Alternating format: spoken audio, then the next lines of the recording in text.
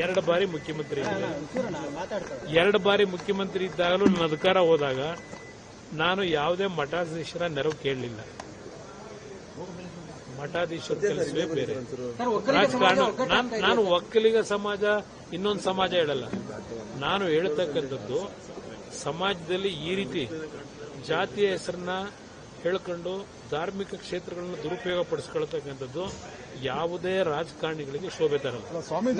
ನಾನು ಎಲ್ಲರಿಗೂ ಹೇಳೋದಷ್ಟೇ, ಇಲ್ಲಿ ಪ್ರಶ್ನೆ ರಾಜ್ಯ ನೆಮ್ಮದಿಯಿಂದ ಇರಬೇಕು. ಜಾತಿಯ ರಾಜಕಾರಣ ಮಾಡಲ್ಲ ಅಂತ ಹೇಳಿ ಈಗ ಬೃಹದಾಕಾರದಂತ ರೀತಿಯ ಜಾತಿ ರಾಜಕಾರಣ, ಇದರಿಂದ ನಷ್ಟ ಅವರುಗಳಿಗಲ್ಲ, ರಾಜ್ಯಕ್ಕೆ ನಷ್ಟ. ರಾಜ್ಯದಲ್ಲಿ ಸಮಾಜಗಳ ನಡುವೆ ಸಂಘರ್ಷಕ್ಕೆ ಎಡೆ ಮಾಡಿಕೊಡಕ್ಕೆ ಏನು ಬೇಕೋ ಇದು ನಡೀತಿರತಕ್ಕಂಥದ್ದು. ಇದರ ಅವಶ್ಯಕತೆ ಇಲ್ಲ ಅನ್ನೋದು ನನ್ನ ಅಭಿಪ್ರಾಯ. 2 ಬಾರಿ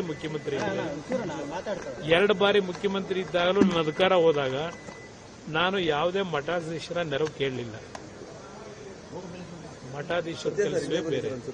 ರಾಜಕಾರಣ ನಾನು ಒಕ್ಕಲಿಗ ಸಮಾಜ ಇನ್ನೊಂದು ಸಮಾಜ ಹೇಳಲ್ಲ. ನಾನು ಹೇಳ್ತಕ್ಕಂಥದ್ದು ಸಮಾಜದಲ್ಲಿ ಈ ರೀತಿ ಜಾತಿಯ ಹೆಸರನ್ನ ಹೇಳ್ಕೊಂಡು ಧಾರ್ಮಿಕ ಕ್ಷೇತ್ರಗಳನ್ನು ದುರುಪಯೋಗ ಪಡಿಸ್ಕೊಳ್ತಕ್ಕಂಥದ್ದು ಯಾವುದೇ ರಾಜಕಾರಣಿಗಳಿಗೆ ಶೋಭೆ ತರಲ್ಲ.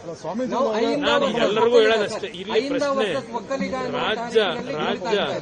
ರಾಜ್ಯ ನೆಮ್ಮದಿಯಿಂದ ಇರಬೇಕು. ಜಾತಿಯ ರಾಜಕಾರಣ ಮಾಡಲ್ಲ ಅಂತ ಹೇಳಿ ಈಗ ಬೃಹದಾಕಾರದಂತ ರೀತಿಯ ಜಾತಿ ರಾಜಕಾರಣ, ಇದರಿಂದ ನಷ್ಟ ಅವರುಗಳಿಗಲ್ಲ, ರಾಜ್ಯಕ್ಕೆ ನಷ್ಟ. ರಾಜ್ಯದಲ್ಲಿ ಸಮಾಜಗಳ ನಡುವೆ ಸಂಘರ್ಷಕ್ಕೆ ಎಡೆ ಮಾಡಿಕೊಡಕ್ಕೆ ಏನು ಬೇಕೋ ಇದು ನಡೀತಿರತಕ್ಕಂಥದ್ದು. ಇದರ ಅವಶ್ಯಕತೆ ಇಲ್ಲ ಅನ್ನೋದು ನನ್ನ ಅಭಿಪ್ರಾಯ.